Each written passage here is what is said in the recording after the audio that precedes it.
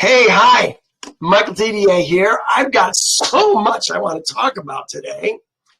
We left off the last time we were in Torah, which was like 2 weeks ago.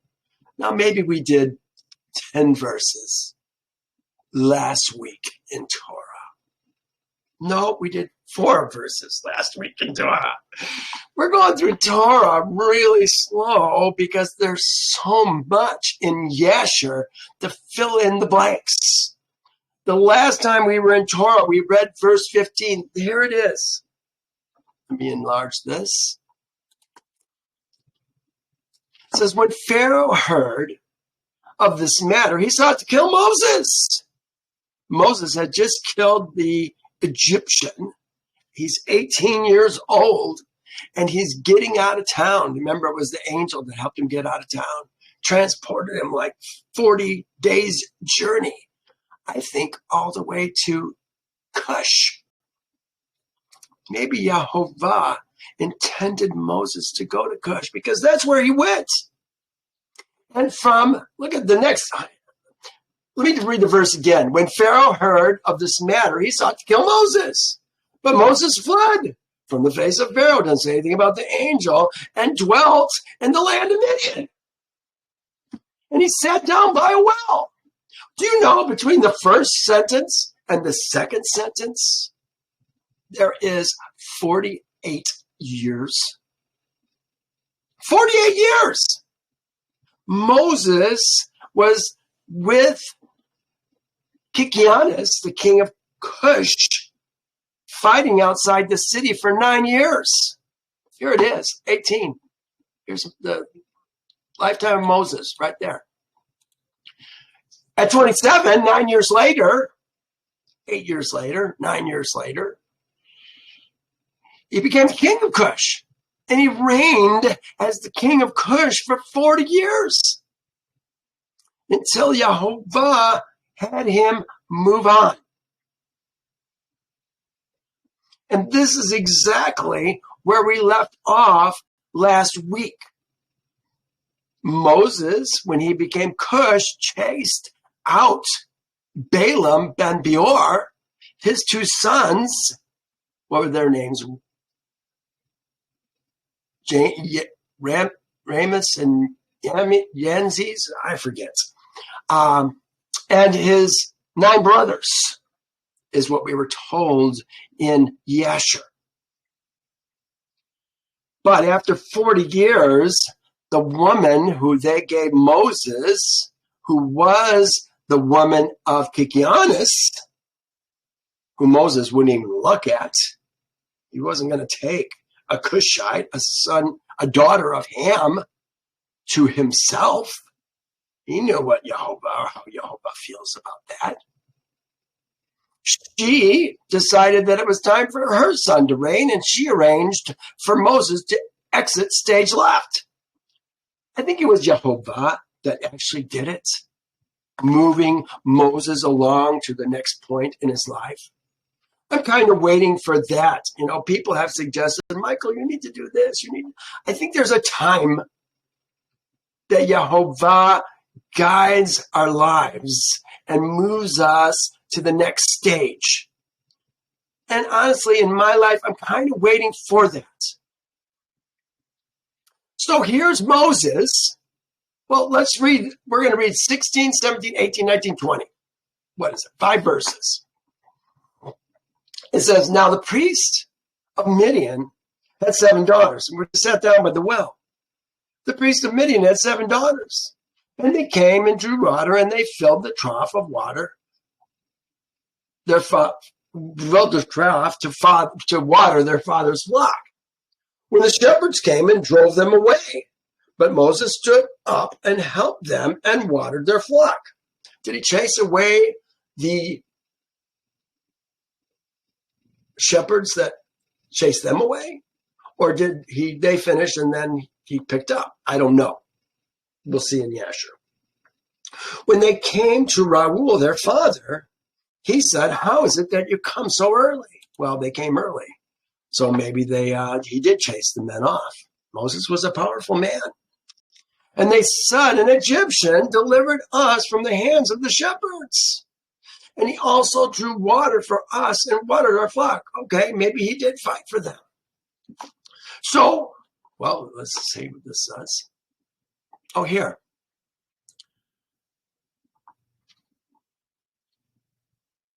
Oh, that's Jeremiah. A thought. This is a little bit of a hiatus, I suppose.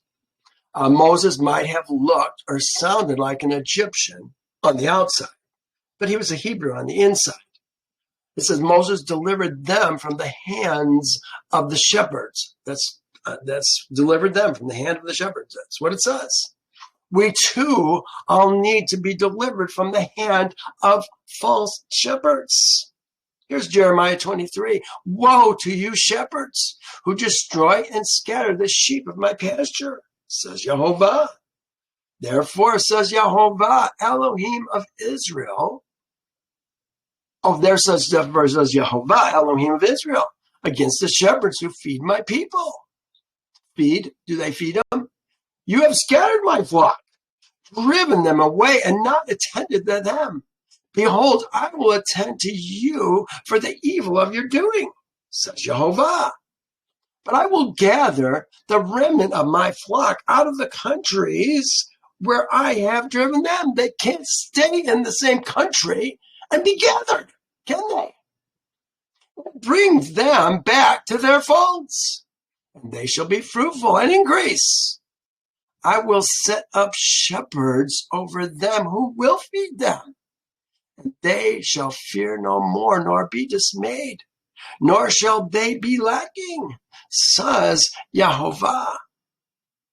Just talking about shepherds, I think it's pertinent to the time that we're in, even these days. Last verse I want to cover. So he said to his daughters, and where is he? Why is it you have left the man? Call him that we may eat bread.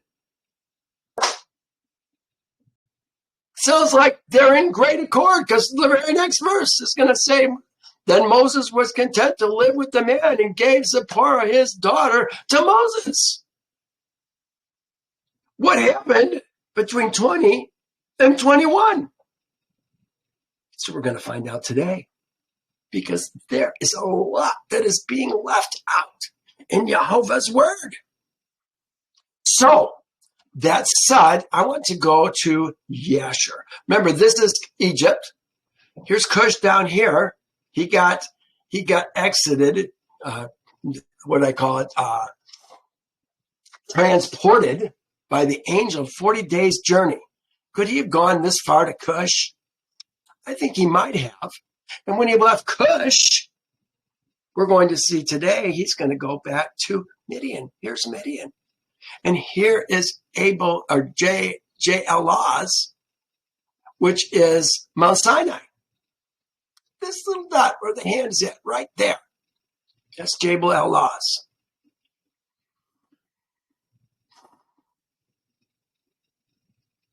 But he's going to Midian today. This is Midian.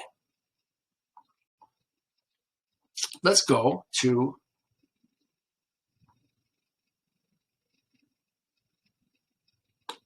not that one, this one. So Moses, well here, this is where he left off. Moses was 66 years old when he went out of the land of Cush. For the thing was from Jehovah, for the period arrived from which he had appointed in the days of old to bring forth Israel from the affliction of Ham's seed. That's the last verse that we read last time we were together. So Moses went to Midian. 48 years later than Torah says. For he was afraid to return to Egypt on account of Pharaoh. And he went and sat at a well of water in Midian.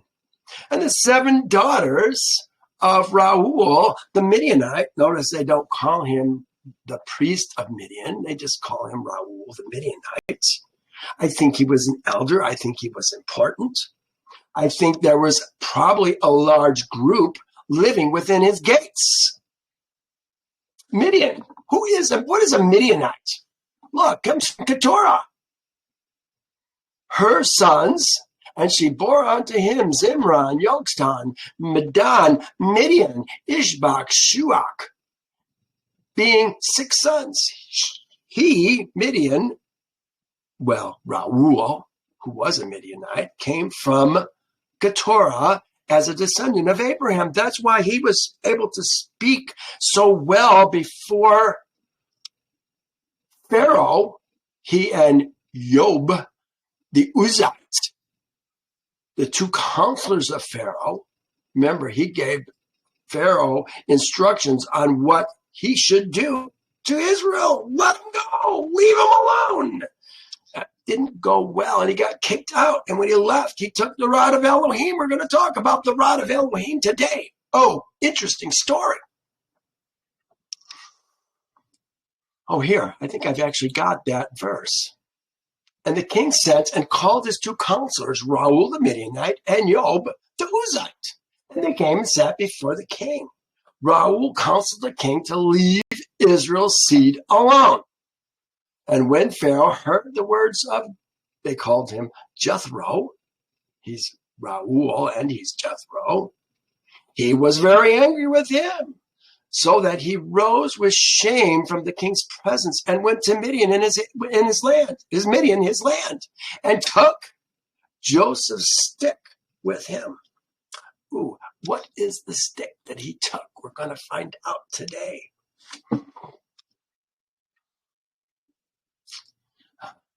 So finally we made it to Exodus 2. And they came to the well and drew water to water their father's flock. And the shepherds of Midian came and drove them away. And Moses rose up and helped them and watered the flock.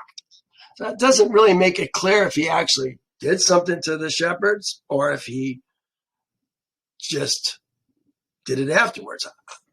I'm thinking maybe he did chase the shepherds away. He was a strong man. And they came home to their father Reuel and told him what Moses did for them. And they said, an Egyptian man. Sounds like an Egyptian, looks a little bit like an Egyptian, but he's not an Egyptian. He's an Ezra man. Has delivered us from the shepherd's hands. He drew water for us and watered the flocks. And Reuel said to his daughters, and where is he?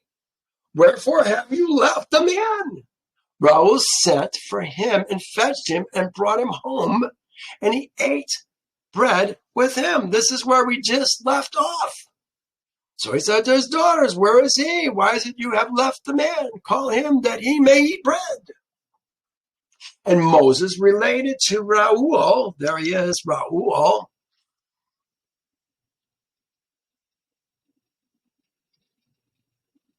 that he had fled from Egypt, and that he had reigned 40 years over Cush, and that they afterwards had taken the government from him and sent him away in peace, with honor and with presents, which was correct. When Reuel had heard the words of Moses, Reuel said within himself, I will put this man into the prison house, whereby I shall conciliate Cush's seed, for he has fled from them. He didn't want to be caught with a man that Cush is a very powerful country. We saw last week Cush warring with,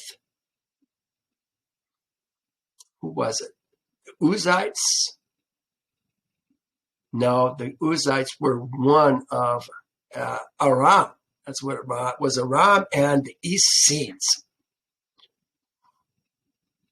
He doesn't want to get caught protecting somebody that they may dislike. And so he's going to play it safe, even at the expense of an innocent man who helped his daughters just today. He says, I will put this man into the prison house. Well, he's got a prison house. Does the average family have a prison house?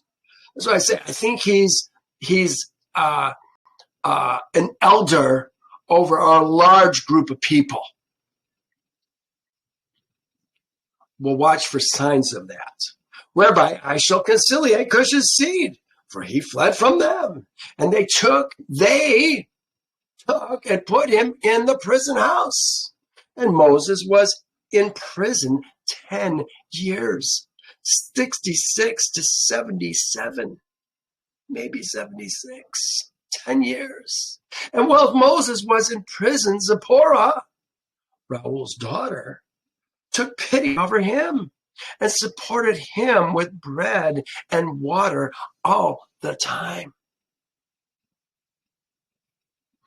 But Moses was in prison until he was 77 years old. You know, look at the ebb and the flow of so many of the men of Elohim. Think of Joseph. Joseph was in prison for 11 years, 14 years. I forget exactly what it was right offhand. But for quite a while. Maybe it was even longer than that.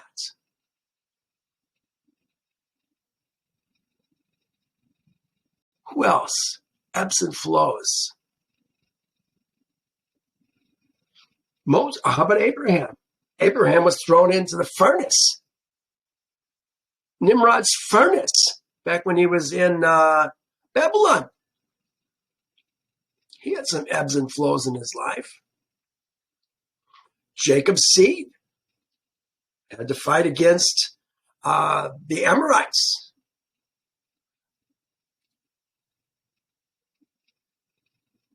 At one point. Again, ebbs and flows. Jehovah has a time, I think, for all of us. And, you know, Moses, here he is. He's going to prison. He's in prison 10 years being fed by this sweet girl. But, you know, Moses knew something that nobody else knew. He knew the prophecy that his 5-year-old sister gave to his mother and father before he was born. And all Israel knew about it. That a son was going to be born to my father and my mother, and he was going to deliver Israel. Moses is patiently waiting for this to happen. Much of his life has been in preparation to lead Israel through the wilderness with Jehovah's help for 40 years. And all Israel's seed were in the land, in Egypt's land, serving the Egyptians in all manner of hard work. And Egypt's hand continued in severity over Israel's seed in those days. At that time, Jehovah smote Pharaoh, Egypt's king. This was Melal. He's still the king. He's been ruling Egypt for 84 years when Pharaoh is going to strike him. He's going to go through this last 10 years of his life under the plagues of Pharaoh. Look what it says. And he afflicted with the plague. He afflicted Pharaoh, king of Egypt, and he afflicted him with the plague of leprosy, from the sole of his foot to the crown of his head. Owing to the cruel treatment of Israel's seed was this plague at that time from Jehovah upon Pharaoh, king of Egypt. For Jehovah had hearkened to the prayer of his people, Israel's seed, and their cry reached him on account of their hard work. You know, I was thinking this morning, Israel's seed, I know at least, Israel's seed is a spiritually born man. There are men in Israel at this time who were still keeping the Passover as Jehovah had told them to do. Abraham did it. They knew. We don't know. But we're going to see he heard their prayer. Did he hear all of Jacob's seed's prayer? Or did he hear the prayer of Israel's seed? See, there's a difference. One's flesh, one's spirit. I think he heard the spiritual men who are suffering. He was punishing the other ones. We're going to see that today too. It says, and Pharaoh hardened his neck before Jehovah. Wasn't going to do anything, wasn't going to change his actions. And he increased his yoke on Israel's seed and embittered their lives with all manner of hard work. When Jehovah inflicted the plague upon Pharaoh, king of Egypt, he asked his wise men and sorcerers, who's that? Balaam, Ben-Beor, his 2 sons, and his 9 brothers, to cure him. And the wise men and the sorcerers said unto him that if the blood of little children were put into the wound, he would be healed. Oh, you know what? There was a time when I read this and I thought, that's a strange idea. But now that we know about things like adrenochrome, it changes things significantly, doesn't it? How long has this sorcery been going on? Drinking the blood of children, messing with the blood of children. Were put in the wounds, he would be healed. And Pharaoh hearkened to them, and he sent his ministers to Goshen, to Israel's seed, to take their Yeladim, their sons, their young sons. And Pharaoh's ministers went and took Israel's infants, Israel's seed's infants, from the bosom of their mothers by force. And they brought them to Pharaoh daily, a child each day. And the physicians killed them and applied them to the plague. Thus did they all the days. And the number of Yeladim which Pharaoh slew was 375. It went on for more than a year. But Jehovah hearkened not to the physicians of Egypt's king. And the plague went on and increased mightily. And Pharaoh was 10 years afflicted with the plague. 10 years, that's how long he is. About the amount of time that Moses is imprisoned. They almost overlap. Maybe there's like a year difference. Still, the heart of Pharaoh was more hardened against Israel's seed. At the end of 10 years, Jehovah continued to afflict Pharaoh with destructive plagues. And Jehovah smote him with bad tumor and sickness of the stomach. And that plague turned to severe boils. At that time, two of Pharaoh's ministers came from the land of Goshen, and where all Israel's seed were, and went to the house of Pharaoh and said to him, "We have seen Israel's seed slacking in their work and negligent in their labor." And when Pharaoh heard the words of his ministers, his anger was kindled against Israel's seed exceedingly, for he was greatly grieved at his bodily pain. And he answered and said, "Now that Israel's seed knows that I am ill, they turn and scoff at us. Now, therefore, harness my chariot for me." He's going to go in a chariot. "And I will betake myself to Goshen, and I will see the scoffs of Israel's seed with which they are deriding me." So his servants harnessed a chariot for him. The guy never learns. Talk about bringing pain on yourself.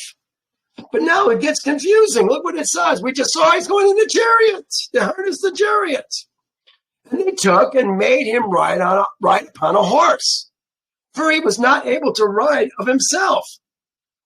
But what does that even mean? And he took with him 10 horsemen and 10 footmen and went to Israel's seed to Goshen. And when they had come to the border of Egypt, the king's horse passed into a narrow place, elevated by a hollow part of the vineyard, fenced on both sides, the low plain field being on the other side. A little confusing. The horses ran rapidly in that place and pressed each other, and the other horses pressed the king's horse. Was it the king's chariot? Was it the horse pulling the king's chariot? It seems like there's still a chariot there. Look at what the next verse says. And the king's horse fell into a low plain, whilst the king was riding upon it. And when he fell, the chariot turned over the king's face, and the horse lay upon the king. And the king cried out, for his flesh was very sore. Oh yeah, he was in big time hurts. And the flesh of the king's flesh was torn from him. His bones were broken, and he could not ride, for this thing was from Yehovah to him. For Yehovah had heard the cries of his people, Israel's seed, and their affliction. And his servants carried him upon their shoulders, a little at a time. And they brought him back to Egypt. It must have been a terribly painful ride. And the horsemen who were with him came also back to Egypt. And he never made it to Goshen, did he? And they placed him in his bed. And the king knew that his end was come to die. And Aparaneth, the queen, his woman, came and cried before the king, and the king wept a great weeping with her. And all the nobles and servants came on that day and saw the king in that affliction and wept a great weeping with him. They seemed to like the guy. And the princes of the king and all his counselors advised the king to cause one to reign in his stead in the land, whomsoever he should choose from his son. And the king had 3 sons and 2 daughters, which Aparaneth, the queen, his woman, had borne to him, besides the king's children of the concubines. And these were the names of his firstborn: Othri, the second born Adikam, the third Morion, and their sisters Bathia, that's Moses' mom or stepmom, foster mom, and the other Akuzi. And Othri, the firstborn of the king, was an idiot. Precipitate, I had to look it up, rash, and hurried in his words. He was an idiot. Adikam was a cunning and wise man, and knowing in all Egypt's wisdom, but of unseemly aspect, thick of flesh, and very short in stature. We're talking very short in stature. His height was 1 cubit, that is 18 inches. There's going to be another verse. It's going to be a cubit and a span. Maybe we'll give him 24, 25 inches. He was a little guy, a fat guy. And when the king saw Adikam, his son, intelligent and wise in all things, the king resolved that he should be the king in his stead after his death. And he took for him a wife, Gaduda, daughter of Abilat. And he was 10 years old. And she bore unto him 4 sons. 10 years old, bore unto him 4 sons. He's going to reign 4 years. Afterwards, he went and took 3 wives and begat 8 sons and 3 daughters. He was very busy putting out kids, this little guy. And the disorder greatly prevailed over the king, and his flesh stank like the flesh of a carcass. Well, maybe he became, no, he wasn't king yet. Maybe he was just appointed to be the king, but he wasn't the king yet until the king died. And the disorder greatly prevailed over the king, and his flesh stank like the flesh of a carcass upon the field in the summertime, during the heat of the sun. And when the king saw that his sickness had greatly strengthened itself over him, he ordered his son Anakim to be brought to him. And they made him king over the land in that place. So maybe he had some kids before he became king. And at the end of 3 years, the king died in shame, disgrace, disgust. And his servants carried him and buried him in the sepulchre of the kings of Egypt in Zon, Mitzrayim. And they embalmed him not, as was usual with kings, for his flesh was putrid, and they could not approach to embalm him on account of the stench. So they buried him in haste.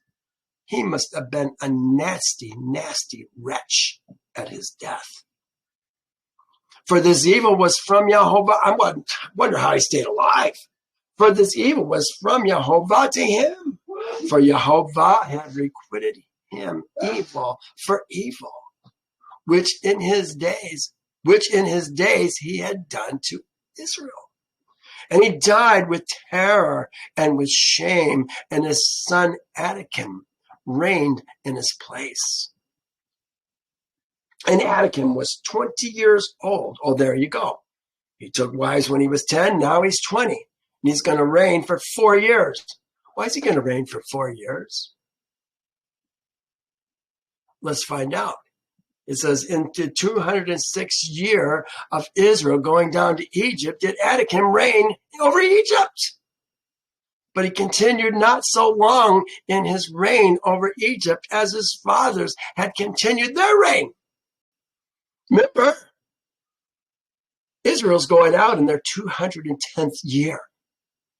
He's going to reign for 4 years. Why? Because he's going to die at the Red Sea. He's going to die in the Red Sea 4 years from now. And in the 206th year of Israel going down to Egypt, did Anakim reign over Egypt. And he continued not as long as the reign of over Egypt as his fathers had continued their reign. Yeah, right. Well, look at his father. Malal, his father, reigned 94 years in Egypt. But he was 10 years sick and died. That's what I said. He reigned for 84 years before he got sick. For he had been wicked before Yehovah. Isn't that interesting? He doesn't even know Yehovah. Didn't know him. But he's wicked before Yehovah. Do leaders have a responsibility? Leaders of the earth have a responsibility before Yehovah? Apparently. And all the Egyptians called the name of Anakim, Pharaoh, like the name of his father. They called everybody Pharaoh. Malal got the name Pharaoh. Anakim got the name Pharaoh, as was the custom to do in Egypt. And all the wise men of Pharaoh called the name of Anakim Akuz. For short is called Akuz in the Egyptian language. Was his name Anakim Akuz, or was it Anakim that they were calling Akuz? I think the latter is more correct. And Anakim was exceedingly ugly. He was a cubit and a span, and he had a great beard which reached to the sole of his feet. A cubit and a span, like I say, 25 inches. How much is a span? Here, from here, from little finger to the thumb. That's a span. Look at this. We read that. This is not the Yul Brenner most picture in their minds. This is the man that Moses is going to deal with. Does that blow your mind or what? This little short guy. That's who Moses is saying, thus says Yehovah. I do not know Yehovah. That's the guy. That whilst he reigned, he exceeded his father and all preceding kings in wickedness. You know, the kings never get better. They always get worse. Here, it was, actually, this is not the verse. Kingdom of men never get better. I guess I've got another one further down. And he increased his yoke over Israel's seed. And he went with his servants to Goshen, to Israel's seed, and he strengthened the labor over them, and he said unto them, complete your work, each day's task, and let not your hands slacken from your work from this day forward, as you did in the days of my father. And his officers, and he placed officers from amongst Israel's seed, and over these officers he placed taskmasters from amongst his servants. So he's using Israel's seed to control Israel's seed, distancing himself. But he's got taskmasters from Egypt that are ruling over the officers.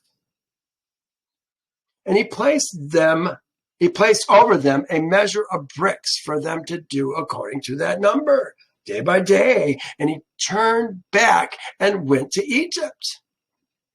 At that time, the taskmasters of Pharaoh ordered Israel's seed's officers according to the command of Pharaoh, saying, thus says Pharaoh, do your work each day and finish your tasks, and observe the daily measure of bricks. Diminish not anything.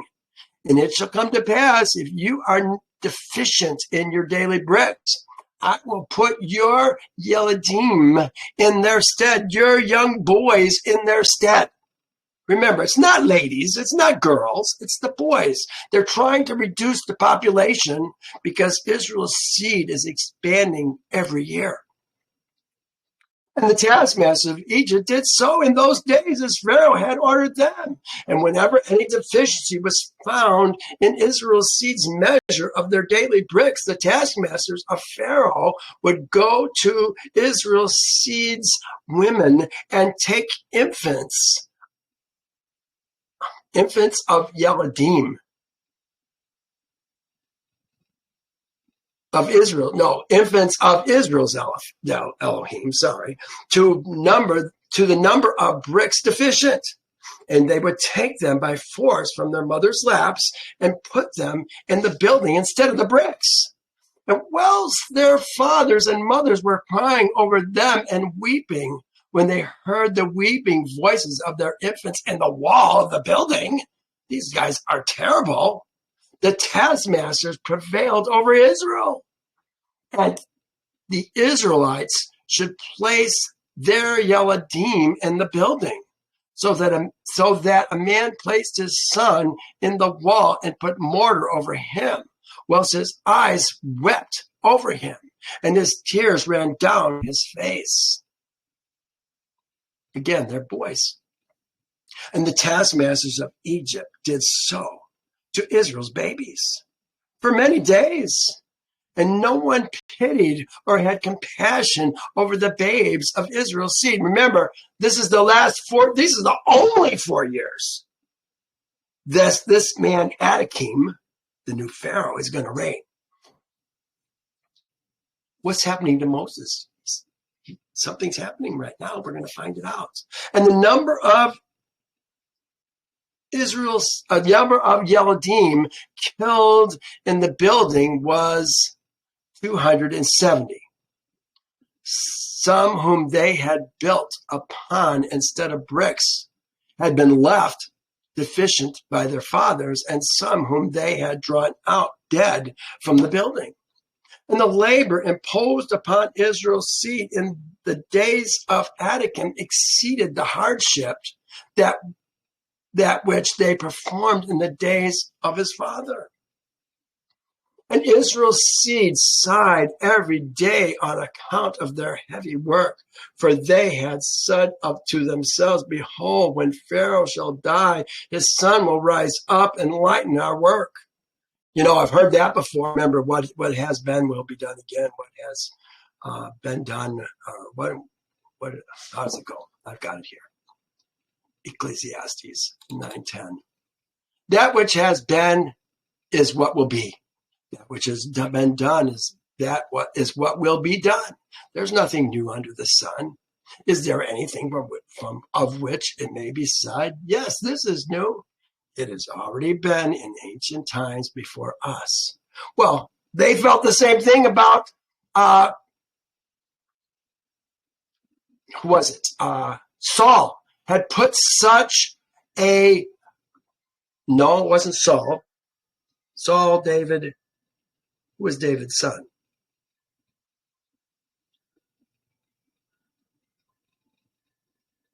I'm forgetting. I know his mother, Beersheba, but I don't remember the son. Your father made a heavy yoke. Now, therefore, lighten the burdensome service of your father and the heavy yoke which he put on us, and we will serve you. Yeah, they were expecting him to do it, but he made their yoke heavier. Once again. All right. And they increased the latter work more than the former. And Israel's seed sighed at this, and they, Beersheba, no, that's not right. Bathsheba. What was Bathsheba's son? That's the man we're talking about. When he died, his son was worse than he was. Sorry. Got to correct myself when I think of it. And they increased the latter work more than the former. And Israel's seed sighed at this, and their cry ascended to Elohim on account of their labor. And Elohim heard the voice of Israel's seed and their cry in those days, and Elohim remembered to them his covenant, which he had made with Abraham, Isaac, and Jacob. And Elohim saw the burden of Israel's seed and their heavy work in those days, and he determined to deliver them. Well, look at this. We haven't got to this verse yet, but this is coming. Now it happened in the process of time that the king of Egypt died. Well, we could pass that, because now Elohim is reigning. Then Israel's seed groaned because of the bondage, and they cried out, and their cry came to Elohim because of the bondage. So Elohim heard their groanings, and Elohim remembered his covenant with Abraham, Isaac, and Jacob, just what we were just reading. Again, things are being left out. And Moses, Ben Amram, was still confined in the dungeon in those days, in the house of Reuel the Midianites. And Zipporah, Reuel's daughter, did support him with food secretly day by day. And Moses was confined in the dungeon in the house of Reuel for 10 years. You know, if you were confined in a dungeon for 10 years, they didn't even know if you were alive. You get a little depressed, I think, to say the least. And Moses was confined in the dungeon of Reuel's house for 10 years. And the end of 10 years, which is the first year of the reign of Pharaoh over Egypt, this is the first year of Atacum. Remember, Atacum is going to reign 4 years. So what's going to happen in 4 years? Moses is going to come to Egypt. We're going to have 10 plagues. We're going to have the crossing of the Red Sea, and Pharaoh is going to die in the crossing. Lots going to happen in the next 4 years. At the end of 10 years, which is the first year of the reign of Pharaoh over Egypt, in the place of his father, Zipporah said to her father, Reuel, no person inquires or seeks after the Hebrew man. Isn't that what his concern was? He was worried that Cush's seed is going to find him being nice to this man. So he put him in prison for 10 years. Now she says, no person inquires of this man. No soul, I'm sure it says, no soul inquires or seeks after the Hebrew man. They're calling him a Hebrew man, not an Egyptian anymore, whom thou didst bind in prison now 10 years. Now therefore, if it seems good in thy sight, let us send and see whether he is living or dead. But her father knew not that she had supported him. And Reuel, her father, answered and said, has ever such a thing happened that a man should be shut in prison without food for 10 years and that he should live? What, he just put him in there to die? He's the son of Abraham. Sounds like he did. And Zipporah answered her father, saying, surely thou hast heard that the Elohim of the Hebrews is great and awful, terrible, someone to be feared, and does wonders for them at all times. He it was who delivered Abraham from Ur of the Chaldeans, and Isaac from the sword of his father, Jacob from the angel from Jehovah's angel who wrestled with him at the ford of Jabbok. Also with this man he did many things, talking about Moses. He delivered him from the river of Egypt and from the sword of Pharaoh and from Cush's seed. So also can he deliver him from famine and make him live. And these things seemed good in the sight of Reuel, and he did according to the word of his daughter, and sent to the dungeon to ascertain what became of Moses. Is he sending men to the dungeon? Looks like he went too. And he saw, and behold, the man Moses was living in the dungeon, standing on his feet, praising and praying to Elohim, to the Elohim of his ancestors. Moses was a man of faith. And Reuel, did Moses know the 430-day prophecy? I guess it was a 400-day prophecy that the Manasseh Ephraimites, last week we saw the Ephraimites in the valley of dry bones. They interpreted it wrong. Did Moses know that something had to happen for Yehovah? Remember, he knows he's going to be the one who's going to deliver Israel.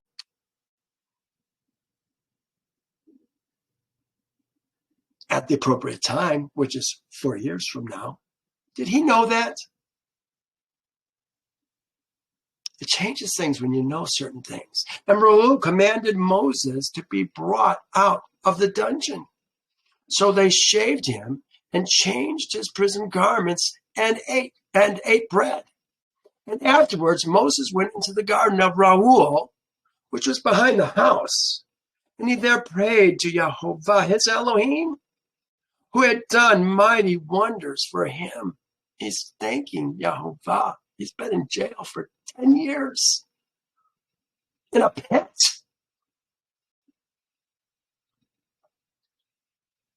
And it was that whilst he prayed, he looked opposite to him, and behold, a sapphire stick was placed in the ground, which was planted in the midst of the garden. What's this? And he approached the stick, and he looked, and behold, the name of Yehovah Elohim of hosts was engraved thereon. Yod, Hey, Vav, Hey, written and developed upon the stick. And he read it and stretched forth his hand and plucked it like a forest tree from the thicket. And the stick was in his hand. And this is the stick which all the works of our Elohim were performed. Of our Elohim were performed. After he had created heaven and earth and all the hosts of them, these rivers and all their fishes. And when Elohim had driven Adam from the Garden of Eden, he took the stick in his hand and went and tilled the ground from which he was taken. He didn't till the ground with the stick. He just took the stick with him when he went to till the ground. He is Adam. And the stick came down to Noah. It was given to Shem and his descendants. That's why I say maybe it was Eber. I don't think it was. Doesn't make sense to me, but maybe. Until it came to the hand of Abraham, the Hebrew. And Abraham had given it to his son Isaac. And when Abraham had given it to his son Isaac, he also gave him the stick. Gave all that he had to Isaac. He also gave him the stick. Okay. And when Jacob had fled to Paddan-aram, he took the stick in his hand, and when he returned to his father, he had not left it behind. Took it with him, brought it back. And when he went, remember, he got robbed on the way there. The only thing he arrived in Paddan-aram with was the stick. That's it. And when he went down to Egypt, he took it into his hand and gave it to Joseph, one portion above his brethren. Remember, Joseph had the birthright, the double portion. So he got it. And Jacob look what it says. And Jacob had taken it by force from his brother Esau. No, the firstborn was supposed to have the staff. It was supposed to be Jacob's. They said the elder shall serve the younger. Not only that, but Esau gave up the birthright, the double portion. He didn't need it. Jacob got it. After the death of Joseph, the nobles of Egypt came into the house of Joseph. The nobles of Egypt came into the house of Joseph, and the stick came into the hand of Reuel, the Midianites. And when he went out of Egypt, we just read that verse a few minutes ago, he took it in his hand and planted it in the garden. And all the mighty men of the Kenites. Why does it say Kenites? What is a Kenite? I don't know what a Kenite is. All the mighty men of the Kenites tried to pluck it when they endeavored to get Zipporah, his daughter, but they were unsuccessful. Apparently, he said, if you can get the stick, you can have the daughter. So the stick remained planted in the garden of Reuel until he came who had the right to it and took it. You know, this is pretty amazing. This stick came from Adam. Here's Adam right here. Came from Adam. It went to Enosh. It went to Canaan. It went to Enoch and Methuselah. To Noah. To Shem. Maybe Eber, but definitely from Shem to Abraham. To Isaac, to Jacob, to Joseph. And now it's going to Moses. It made it from one side of the flood to the other side of the flood. Where's the stick now? When Yehovah brings back Zion, is somebody going to have that stick, that rod of Elohim? I wonder. Something to think about. What about the clothes? Remember, they not only had the stick, they had the clothes. Adam and Eve's is her name, clothes. That's what gave Nimrod his mighty power. It says, so the stick remained planted in the garden of Reuel until he who had a right to it took it. And Reuel saw the stick in the hand of Moses, and he wondered at it and gave him his daughter Zipporah as a woman. And that's where in verse 21, Moses was content to live with the man and gave Zipporah, his daughter, to Moses. Don't tell you anything about him being in prison for 10 years. Well, we're going to stop here, but I want to talk about the rod of Elohim. You know, the only place, well, one of the few places that we see it mentioned is the Melchizedek. And many tend to believe that the Melchizedek is a person. I'm here to tell you that the Melchizedek is not a person, it's a position. It's a position of authority in Jehovah's kingdom. It's the Melchi-zedek, the king of righteousness, or we could call him the righteous king. It's the highest authority in Jehovah's kingdom, the man who you are going to go to find out about Jehovah's ways. That's why I say Enosh, Canaan, Enoch, all had the stick. They were all the Melchizedek of that time. When Abraham saved Lot from the 800,000 man army with 132 men, I forget what it was exactly. He gave a tenth to the Melchizedek. In fact, here it is right here. This is not a name of a man. It's a position of authority. The Melchizedek is the highest ranking member of Jehovah's people, men people on earth. And he is the one who carries the rod of Elohim and who also had Adam and his woman's garments until Ham stole them from Noah when they came off the ark and gave them later to Nimrod. Remember, it was the garments that when Esau killed Nimrod that he took, thinking he's going to rule the earth. He doesn't need no stinking double blessing. He's got the garments. He's going to rule. And I wonder if that is what the deep state has right now, is the garments. Perhaps. The Melchizedek, king of righteousness, or better, the king of righteousness, or better, the king of the righteous. I think that's what they are, the king of the righteous. You know, Yasher. Boy, there's so many things we can talk about. I think I'd like to talk about Yasher at the end of this. Let's do that at the end of this.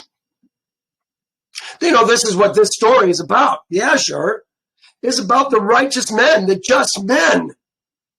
And we talked about Canaan and Enosh and Canaan and Enoch and Methuselah, all those guys. Abraham, Isaac, Jacob. They were the righteous men. They are the just men. They are the leaders.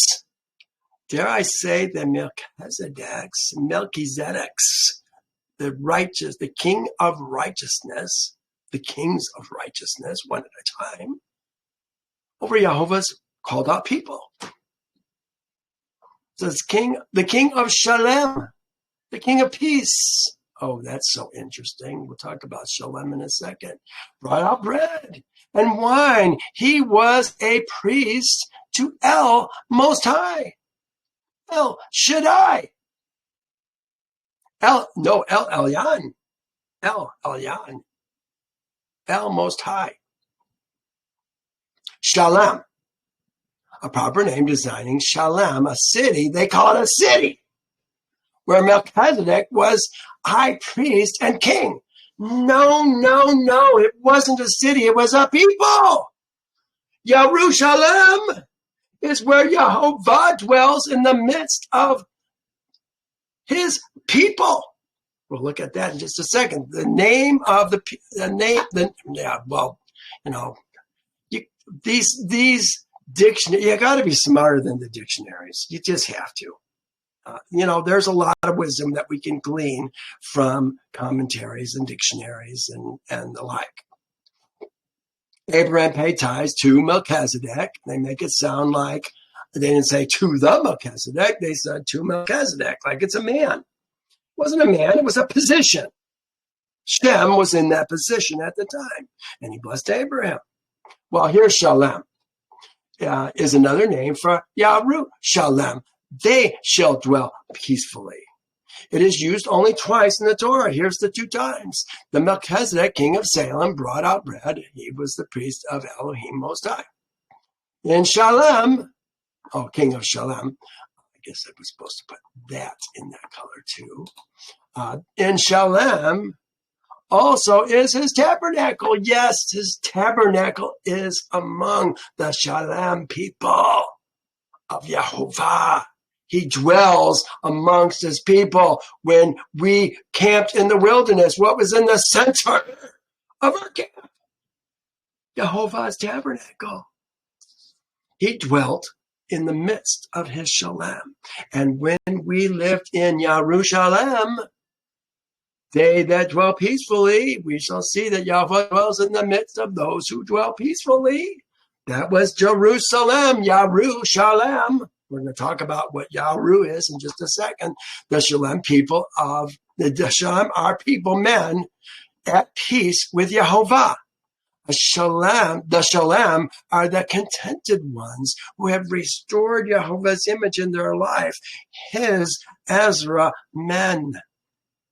The Melchi-zedek is the one who taught Abraham all that he knows about Yehovah. Remember, Abraham lived with Shem from the time he was 10 until he was 49. Many years. 39 years. He learned righteousness because he needed to teach it to others. Is the one who taught Abram all that he knows about Yehovah. First, it was Noah, and now Shem. Oh, yeah, that's right. He did. He lived with Noah too, didn't he? Then he lived with Shem and Eber. First it was Noah and then Shem.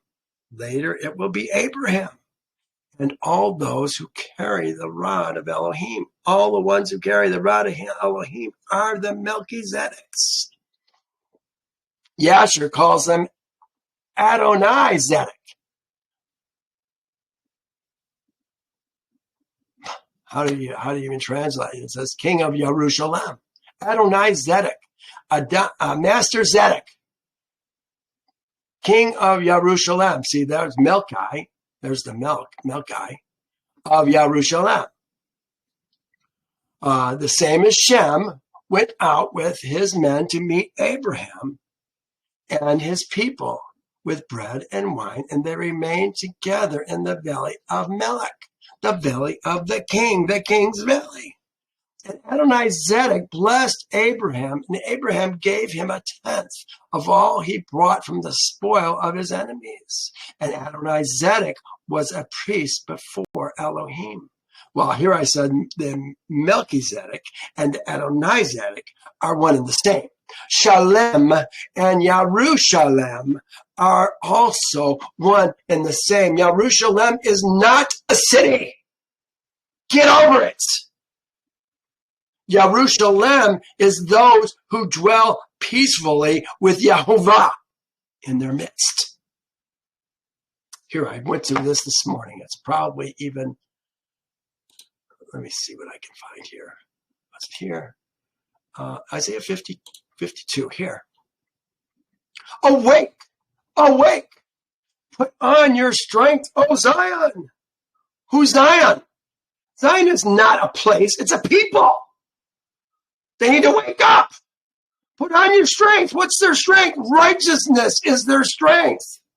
Put on your beautiful garments. That's the garments of righteousness. Oh, Yerushalem, the holy city, Jerusalem.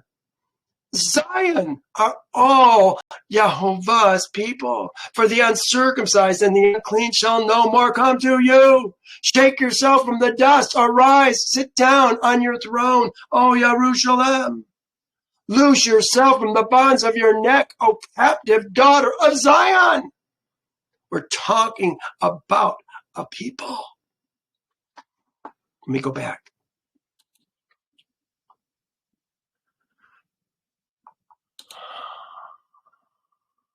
Oh, I gotta go here. Oh, where was I? Oh, I know where I was. I was on, I'm here, right here. Zedek, Shalem, Jerusalem. But where is the city where Melchi-zedek, Adonai-zedek, is priest and king? But this city is not a city made of brick and mortar. It is a holy, spiritual city in which Jehovah dwells in the hearts of his spiritually born men. That is where Jerusalem is.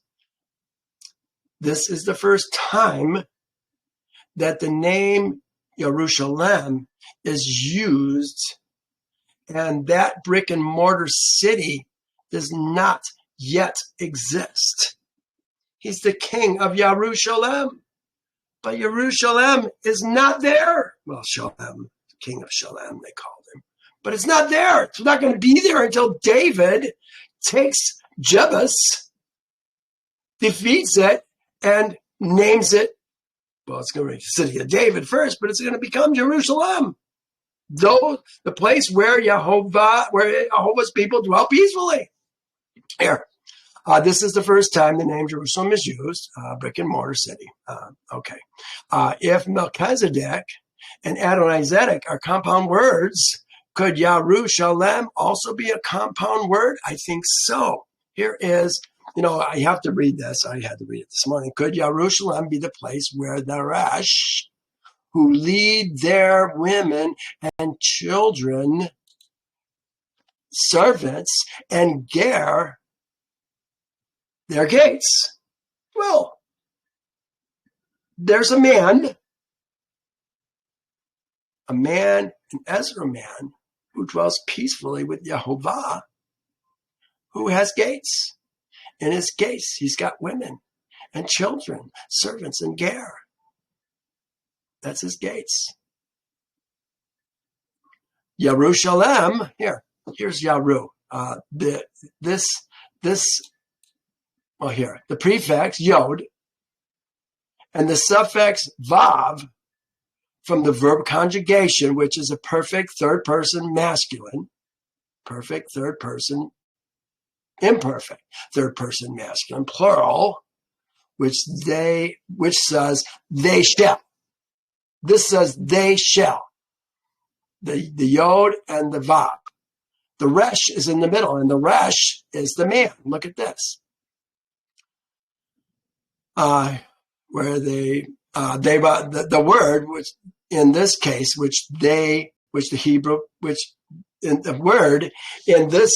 the Hebrew picture they modify is the Resh. Here's what Jeff Benner says about the Resh in ancient Hebrew lexicon of the Bible. The ancient picture of this letter is the head of a man. The letter has the meaning of head or man, as well as chief, top, beginning, and first. I think they shall leave peacefully, they being each man in Jehovah's kingdom, is better as opposed to the kingdom of the world who rule by force and intimidation.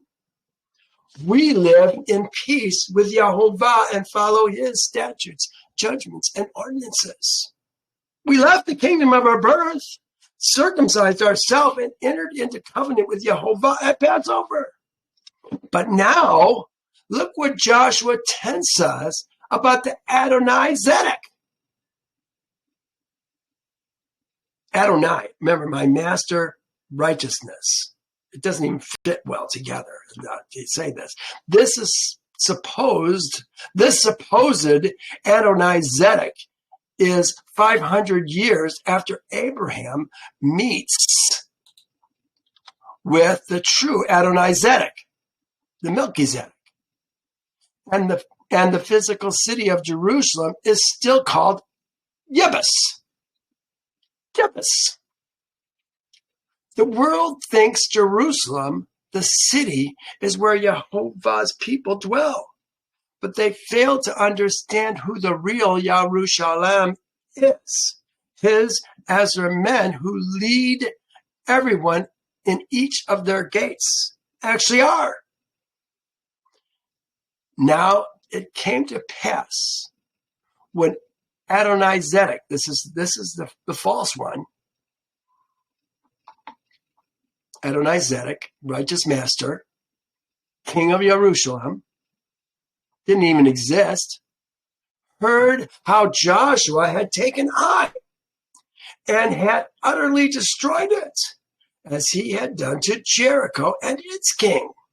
So had he done to Ai and its king, and how the inhabitants of Gibeon had made peace with Israel and were among them. This guy is going to come against Jehovah's kingdom, Joshua and Israel's seed,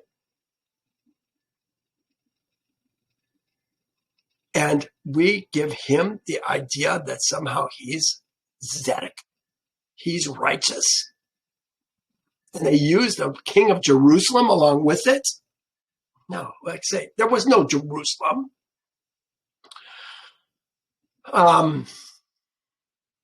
Look at this chapter and you will see a false master of righteousness and the supposed king of Jerusalem coming against Jehovah's host led by Joshua as they claim Canaan for Jehovah's kingdom. This is a shadow picture of what's going to happen in the last days. Jehovah even now is raising up Yerushalayim, those who dwell peacefully with Jehovah, his Ezra men all over the earth, who will battle with supposedly righteous men who have never dwelt with Jehovah in their midst. Now see how Yerushalayim is used in the scriptures. We're not going to do that right now. But I want to go to, before we go, in closing, let's look at Yasher, because I think it's important that we understand this word. Here's Yasher. It says, so the sun stood still, and the moon stopped, till the people had revenge upon their enemies. Is this not written in the book of Yasher? So the sun stood still in the midst of heaven and did not hasten to go down for the whole day. Well, that doesn't really talk about Yasher. This is the two places that Yasher is used, or the book of Yasher is mentioned. Here's Yasher, an adjective meaning straight, just, right. This is what the book of Yasher is all about. The straight, the just, the right men of Elohim and what they did in our past. Ancient Hebrew Lex of the Bible says Yasher has to do with a cord or a bow, straight, a straight line, path, or thought. Remnant is another word they use for that. A Yasher man is a man that does righteousness. Here's the places where it's used. In fact, I think down here, the very first place it's ever used in the Bible is in Exodus 15:26. If you diligently heed my voice, you heed the voice of Yehovah your Elohim to do what is Yasher in his sight. Give ear to his commandments and keep his statutes. That's what a Yasher man does. I will put none of the diseases on you which I have brought on the Egyptians, for I am Yehovah who heals you. Well, here's some of the places that it's used. Then Yehovah said to Satan, have you considered my servant Job? And that there is none like him on the earth, a blameless and Yasher man who fears Elohim and shuns evil. These are men who do righteousness. The righteous of the Yasherim will deliver them. The righteousness of the Yasherim, the righteousness of the Yasher men will deliver them, but the unfaithful will be caught by their lust. An abomination to the righteous is a perverse man, and an abomination to the wicked is a Yasher, is the Yasher in the way, the Yasher in the way, the just in the way of Yehovah. It is an abomination for kings to commit wickedness, for a throne is established by righteousness. Righteous lips are a delight of a king, and they love him who speaks what is Yasherim. You know, Pharaoh, Melao, didn't like what Reuel had to say and kicked him out.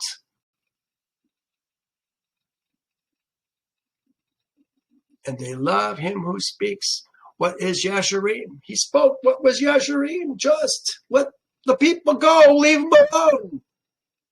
Crooked is the way of a guilty man, but as for the pure, Yasher is his way. Here they're contrasting crooked with just, righteous actions. The statutes of Yehovah are Yasherim, rejoicing the heart. The commandments of Yehovah is pure, enlightening the eyes. Who has counted the dust of Jacob? Or who has numbered the fourth part of Israel? Let me die the death of the Yasherim, and let my hereafter be like his. Yeah, he knows the Yasherim are going to come back to life. Well, I guess I got a couple more. Let me just read them. Who has counted? I guess I get that. Last one. He pours contempt on princes and causes them to wander in the wilderness where there is no way. Yet he sets the poor on high, far from affliction, and makes their families like a flock. The Yasherim see it and rejoice.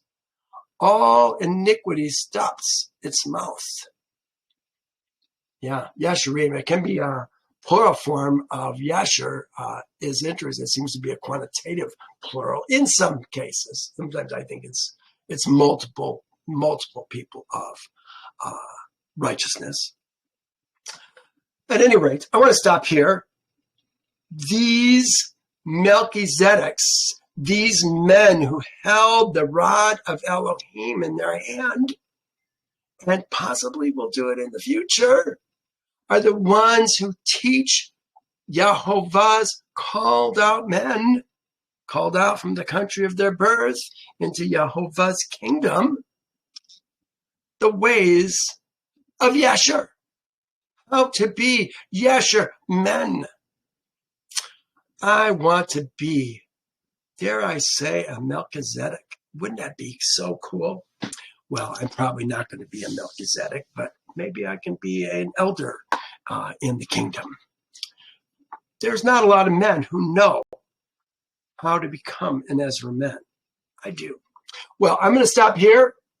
Follow my links. I think if you go to my website, weareisrael.org, I'm pretty sure on that website, let me just double check it.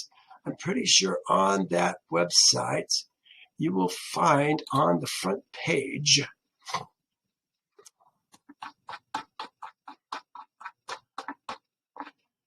weareisrael.org. There it is right there. Spiritual journey. There it is. This is how you become an Ezra man. 4-part series. You got to read it.